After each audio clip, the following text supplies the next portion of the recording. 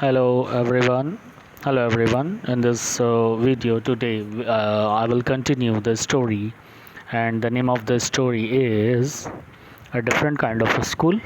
And of course, you remember what happened in that story, and definitely it is a story about the author who has experienced a different kind of a school and he visited. And I have already told you that Miss Beam is running a different kind of a school and where the children play the role of different mm, children in different days. So suppose that one day they play the role of a lamb person, on another day they play the role of an a blind and deaf and etc. So they do different kinds of activities. So just the purpose behind this is that they can feel the pain of the other who are differently abled, physically challenged. इस story में यही है कि हम एक कहानी पढ़ रहे हैं जिसमें ऑथर एक स्कूल जाता है क्योंकि उसने बहुत सुना था उसके बारे में। वहाँ मिसेस बीम उसको अपने स्कूल के बारे में बताती हैं कि मेरा स्कूल एक अलग तरीके से चल रहा है। और वहाँ वो देखता है तो पहले ऑथर को बहुत दुख होता है कि ये क्या आपने बच्चों को इस तरीके से रख रखा है, किसी के पट्टी बंधी हुई है, किसी के कुछ है, कोई लंगड़ा रहा है, कोई डेफ है, कोई डम है। तो ये सारी चीज़ें होती हैं। तो इस पर वो मिस बीम हंसने लगती हैं और वो बताती हैं, और फिर वो एक बच्चे के पास, एक लड़की के पास उसको ले जाती हैं और ले जाकर छोड़ देती हैं। वो उस लड़की से बात करता है author, and they both discuss something. तो द ऑथर वाज थिंकिंग कि girl is not feeling well, she is feeling bad, she is in trouble. उनको लग रहा है वो दर्द में है, परेशानी में है। But the girl was not feeling such things. उसको ऐसा महसूस नहीं हो रहा था, she was happy.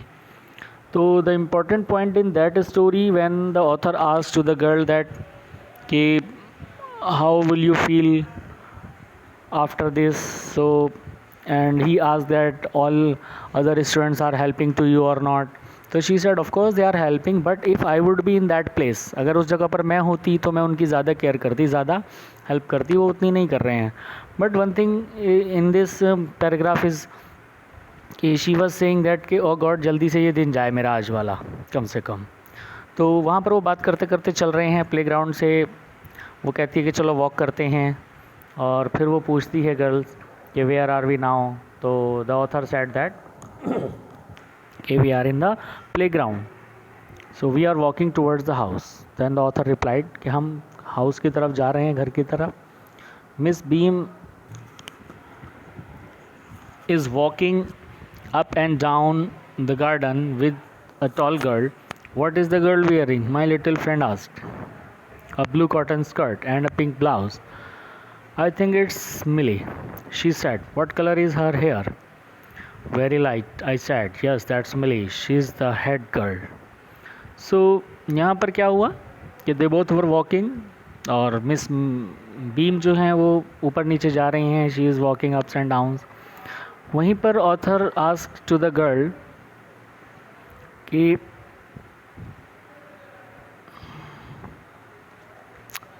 an author told to that girl Miss Beam is walking with a girl. Then the girl asked okay tell me what is the girl wearing. लड़की उससे पूछती है कि ऑथर कहता है कि मिस बीम एक लड़की के साथ ऊपर नीचे जा रही हैं, तो लड़की पूछती है कि उसने क्या पहना है।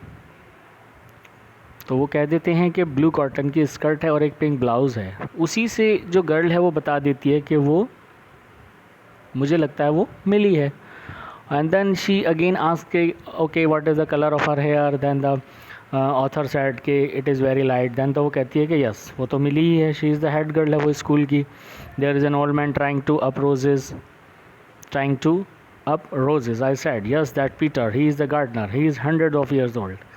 फिर वो पूछता है कि एक आदमी है जो आपके यहाँ अभी रोजेज़ को बांध रहा है गार्डन के अंदर।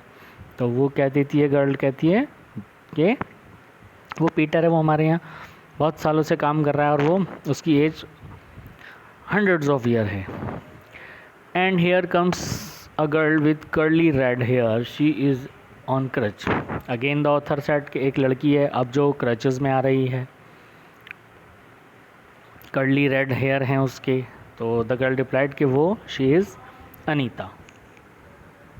So we walked on. Gradually, I discovered that it was 10 times more thoughtful than I have ever thought I could be. I also realized that if I had to describe people and things to someone else, it made them more interesting to me. When I finally had to leave, I told Miss Beam that I was very sorry to go, and she replied, "Then there is something in my system after all." तो इसमें author को ये realise होता है और वो ये समझाता है, उसको बहुत ज़्यादा चीज़ रियलाइज़ होती हैं और वो एक नतीजे पर पहुंचता है कि उसको धीरे धीरे ये समझ में आता है कि जब हम दूसरे का दर्द तभी समझ सकते हैं या दूसरे की परेशानी ओनली वी कैन अंडरस्टैंड जब हम खुद उस चीज़ से गुज़रें। तो उसको रियलाइज़ होता है कि मैंने जैसा सोचा था, as I was thinking that school it is 10 times better, 10 times, उससे 10 गुना और ज़्यादा अच्छा निकला जितना मैंने सोचा था। और इससे उसको बहुत इंटरेस्ट आता है कि यहाँ तो बहुत सारी चीज़ें हैं। किसी भी चीज़ को इंटरेस्टिंग बनाने के लिए उसको लगता है कि ये एक बहुत बड़ा बेहतरीन आइडिया है, सबसे बेहतर, it is the best way to make the people understand of any the feeling of others. उसको आपको फीलिंग रियलाइज़ कराने के लिए आपको उसके जैसा रोल प्ले करना पड़ेगा, आपको खुद वैसा बनना पड़ेगा।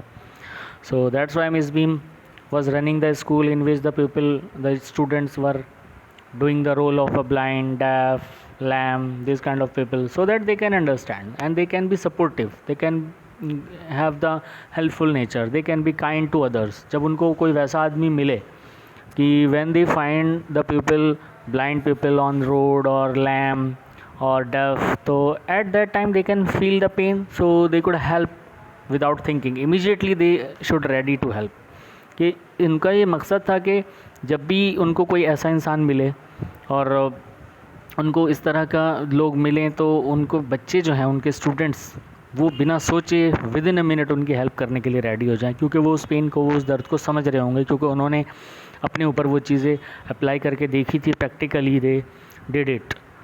So I hope you must have understood this story and it was very interesting story. So in the next video we will discuss the question answer. Thank you so much.